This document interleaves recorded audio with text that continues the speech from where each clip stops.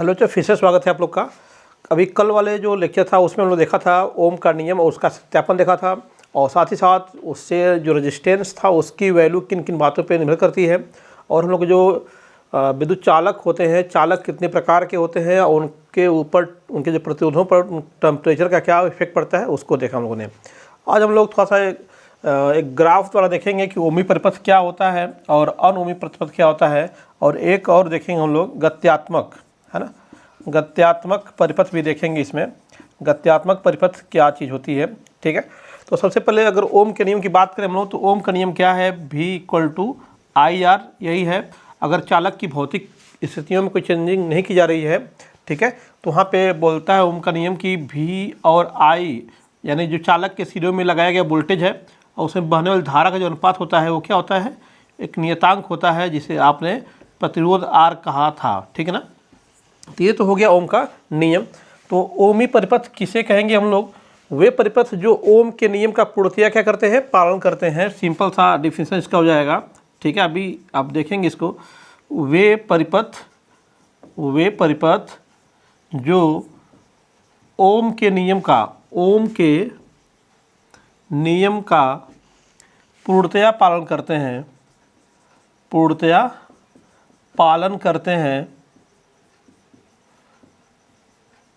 ओमी परिपथ कहलाते हैं। ओमी परिपथ कहलाते हैं, ओमी परिपथ कहलाते हैं, ठीक है। एक चीज़ और ध्यान दीजिएगा कि ओमी परिपथ जो होगा उसके अंदर जो प्रतिरोध होगा, है ना, प्रतिरोध जो होगा उस प्रतिरोध को हम लोग कहेंगे ओमी प्रतिरोध। क्या बोलेंगे, ओमीय प्रतिरोध बोलेंगे उसको, ओमीय प्रतिरोध, ठीक है।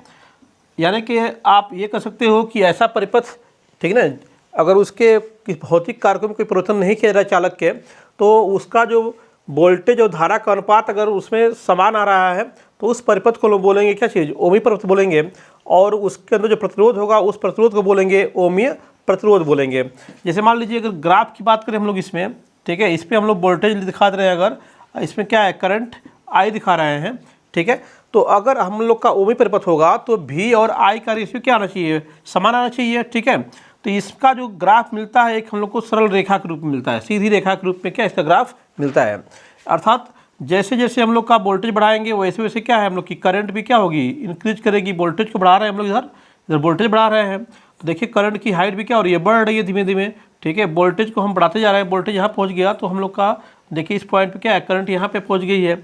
ऐसे ही आगे आप बढ़ते जाएंगे, वोल्टेज बढ़ा रहे हैं तो करंट भी क्या है, बढ़ती जा रही है। जिस रेशियो में वोल्टेज बढ़ाएंगे उसी रेशियो में क्या है, करंट भी इंक्रीज होनी चाहिए। अगर उसी रेशियो में आपका जिस रेशियो में वोल्टेज इंक्रीज हो रहा है उसी रेशियो में क्या है, करंट भी इंक्रीज हो रही है, तो हम लोग जो ग्राफ मिलेगा वो क्या मिलेगा, सीधी रेखा मिलेगा। यानी कि आप कह सकते हो कि ओमी परिपथ का जो ग्राफ होता है, ठीक ना, ग्राफ किसके बीच का, V और I जो करंट है उसके बीच का जो ग्राफ है, ठीक है, वो क्या होता है, एक सीधी रेखा प्राप्त होती है, एक सीधी रेखा क्या होती है, प्राप्त होती है, सीधी रेखा प्राप्त होती है, ठीक है ना।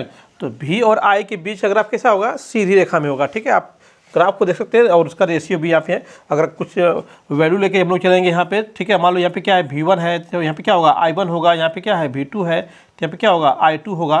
तो जो यहाँ पे V1 और I1 का जो रेशियो होगा वही रेशियो क्या होगा V2 और I2 का भी होगा, ठीक है। ऐसे ही अगर ये आपका VN है और ये क्या है आपका IN है तो वही रेशियो क्या होगा, VN और IN का भी होना चाहिए, ठीक है। तो अगर ये रेशियो सेम आ रहे हैं, है ना, किसी भी पॉइंट पे देख रहे हैं हम लोग, तो वो रेशियो का सेम आ गया तो समझिए कि परिपथ कैसा हम लोग का है, ओमी परिपथ है, ठीक है ना। अब अनओमी परिपथ ठीक उसका उल्टा हो जाएगा, बिल्कुल आप समझ रहे हैं क्या हो जाएगा। वह परिपथ जो क्या है ओम के नियम का पूर्णतया पालन नहीं करता है उसको बोलते हैं अनओमी परिपथ। वे परिपथ जो क्या है ओम के नियम का पूर्णतया पालन न करें। तो ओम के नियम का पूर्णतया पालन नहीं करेगा तो इसका मतलब क्या हो गया कि अब आपने वोल्टेज कुछ और बढ़ाया, धारा कुछ और, वोल्टेज बढ़ाने का रेशियो कुछ और है और धारा बढ़ने का रेशियो क्या होगा कुछ और, दोनों का रेशियो क्या होगा, सेम नहीं होगा। तो कह सकते हैं कि जो परिपथ ओम के नियम का पूर्णतया पालन नहीं करते हैं, पूर्णतया पालन नहीं करते हैं अनओमी परिपथ कहलाते हैं, अनओमीय परिपथ कहलाते हैं, अनओमी परिपथ कहलाते हैं। ठीक है, ये आपका सिंपल सा, अगर हम लोग इस परिभाषा को अगर न्यूमेरिकल देखना चाहें तो हम कर सकते हैं। जैसे यहाँ पे क्या था, V1/I1 जो था वो क्या है, V2/I2 के एग्जैक्ट इक्वल नहीं होगा। यानी कि हम लोग वोल्टेज बढ़ाएं अधिक, धारा क्या है कम बढ़े, तो उस समय हम लोग का जो रेशियो आएगा V और I का हर पॉइंट पे सेम नहीं आएगा। तो इसका जो ग्राफ होगा, उसका ग्राफ देखिए कैसा होगा। अनओमी परिपथ का ग्राफ जो होगा वक्राकार थोड़ा सा होगा। स्टार्टिंग में तो आपका थोड़ा सा मिलेगा हम लोग को रेशियो से ही, लेकिन जैसे जैसे वोल्टेज को आगे बढ़ाते जाएंगे हम लोग का करंट का जो बढ़ने का रेशियो होगा वो क्या होगा, डिफरेंट हो जाएगा। ठीक ना, इस पर आप क्या दिखा रहे हो, वोल्टेज दिखा रहे हो, इस पर क्या दिखा रहे हो, करंट दिखा रहे हो। तो यहाँ पे जो मिलता है अनओमी परिपथ का, ये आपका कुछ इस प्रकार से मिलता है। ठीक है ना, तो देखिए यहाँ पे स्टार्टिंग में थोड़ा सा आपको दिख रहा है यहाँ पे कि V और I का जो अनुपात है, ठीक है, इसको V1/I1 बोल रहे हैं, तो V1/I1 का रेशियो अगर मान लो 5 है, सपोज दैट क्या है 5 आ रहा है हम लोग का, सपोज दैट मान लीजिए 5 आ रहा है। तो अगर हम इस पॉइंट पे देखें तो आपका कुछ रेशियो क्या है, धीमे धीमे हम लोग का वोल्टेज अधिक बढ़ रहा है और करंट के बढ़ने का जो दर है वो क्या हो गई, ये कम हो गई। देखिए वोल्टेज हम लोग को बढ़ता जा रहा है, करंट क्या है धीमे, देखिए आपका ये गैप है क्या, छोटे छोटे मिलते चले जाएंगे। जैसे आप आगे बढ़ेंगे वोल्टेज तो ज़्यादा बढ़ रहा है, लेकिन करंट हम लोग की क्या है, ज़्यादा नहीं बढ़ रही है, बिल्कुल यहाँ पे देखिए छोटा सा आपको पार्ट यहाँ पे बड़ा मिल रहा है। यानी कि वोल्टेज की इंक्रीजिंग ज़्यादा हो रही है और उसके रिस्पेक्ट में क्या है, करंट क्या है, कम इंक्रीज हो रहा है। तो यहाँ पर हम लोग का जब इस ग्राफ को देख रहे हैं तो यहाँ पर आप मान लो कि इसको मैं V2 बोल दूँ, ये क्या है आपका V2 है, ये आपका यहाँ पे सॉरी V2 ये है, और यहाँ पे क्या है, ये आपका I2 दिखा रहा है। तो यहाँ पे जब V2 और I2 का रेशियो निकालोगे आप, V2 और I2 का रेशियो निकालोगे तो यहाँ पे देख लो वोल्टेज अधिक बढ़ा हुआ है, यानी कि वोल्टेज की वैल्यू क्या है, अधिक होगी, लेकिन करंट की वैल्यू क्या होगी, कम होगी।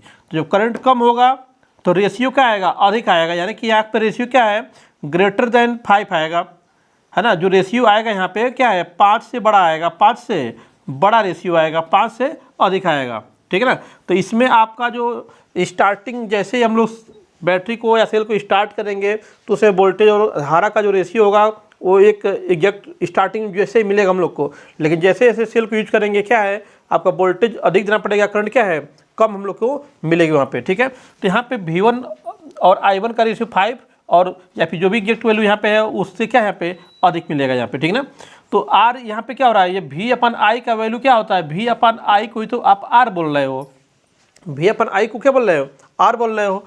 ठीक है, तो जैसे जैसे हम यहाँ पे आगे बढ़ रहे हैं हम लोग का R की वैल्यू क्या है, बड़ी होती चली जा रही है, यानी कि वोल्टेज अधिक बढ़ रहा है लेकिन करंट हम लोग को कम मिल रही है। करंट के मार्ग में क्या है, अवरोध उत्पन्न हो रहा है, यानी कि हम लोग का जो R की वैल्यू क्या है धीमे धीमे बढ़ रही है। परिपथ या फिर जो भी सर्किट हम लोग का है उसका वैल्यू, उसमें जो R का वैल्यू है, प्रतिरोध का वैल्यू है क्या, वो बढ़ता जा रहा है। ठीक है, तो इसको बोलते हैं हम लोग क्या है, अनओमीय परिपथ, अनओमीय परिपथ बोलते हैं उसको। ठीक है, अनओमीय परिपथ में जैसे आपका टार्च का बल्ब है या फिर डायोड वाल्व वगैरह है, ठीक है, टार्च का बल्ब, डायोड वाल्व वगैरह है, ठीक है, उनका जो परिपथ होता है वो कैसा होता है, अनओमी होता है।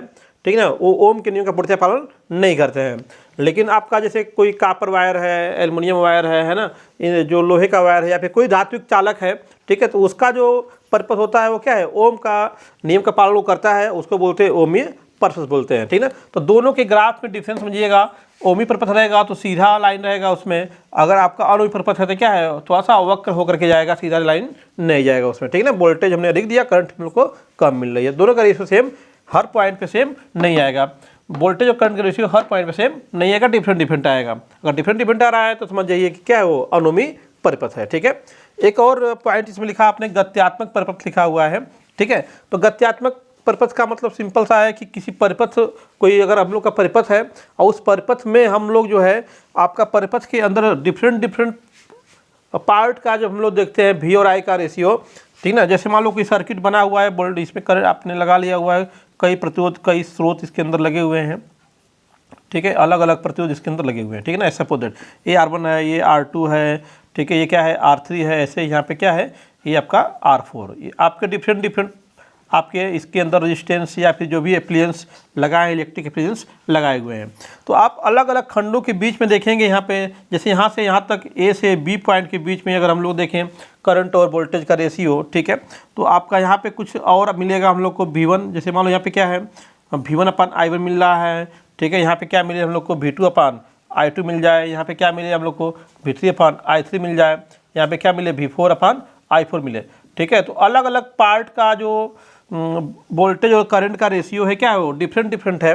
तो यहाँ पे जो रेशियो कहीं अधिक मिलेगा कहीं कम मिलेगा, ठीक है, तो उसको बोलते हैं गत्यात्मक, है ना, डायनेमिक सर्किट बोलते हैं उसको, डायनेमिक सर्किट बोलते हैं। उसमें ओम के नियम का पालन इसमें भी नहीं होता है, ठीक ना। इसका जो ग्राफ बनेगा, इसका ग्राफ थोड़ा सा बिल्कुल इससे भी अलग होगा, क्योंकि इसमें वोल्टेज और धारा का जो रेशियो है वो क्या है, चेंज होता रहेगा बार बार, कभी बढ़ेगा कभी घटेगा इसमें, ठीक है। ये आपका अगर इस पर वोल्टेज दिखा रहे हो, इस पर क्या दिखा रहे हो, करंट दिखा रहे हो, ठीक है, तो इसका जो कुछ ग्राफ कुछ टेढ़े मेढ़े मिलेगा आपको थोड़ा सा, कहीं आपका वोल्टेज कहीं समान मिल रहा है, कहीं वोल्टेज अधिक है करंट कम है ना, कहीं पे करंट अधिक हो गई है और वोल्टेज क्या है, देखो यहाँ इस पॉइंट पे क्या हो रहा है, वोल्टेज अधिक हो गया, सॉरी वोल्टेज कम हो गया और करंट क्या हम लोग को अधिक मिल रही है। वोल्टेज में डिफरेंस बस इतने का आया हुआ है और करंट में डिफरेंस क्या है, इतने का आ रहा है। तो यहाँ पर रेशियो क्या हो गया, वोल्टेज कम हो गया, करंट क्या हो गई, अधिक हो गई।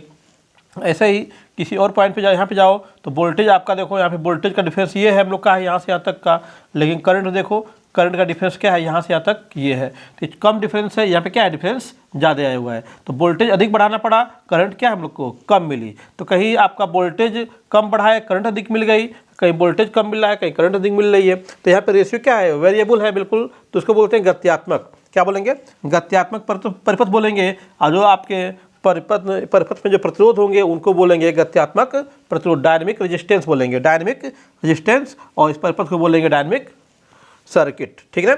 तो ये आपके 3 प्रकार के सर्किट मुख्य रूप से हम लोग देखने को मिलता है, हम लोग को है ओमी परिपथ, अनोमी परिपथ और गत्यात्मक परिपथ, ठीक है। और ये उनके ग्राफ से बेटर समझ में आता है, ठीक ना, किस प्रकार से रेशियो चेंज हो रहा है।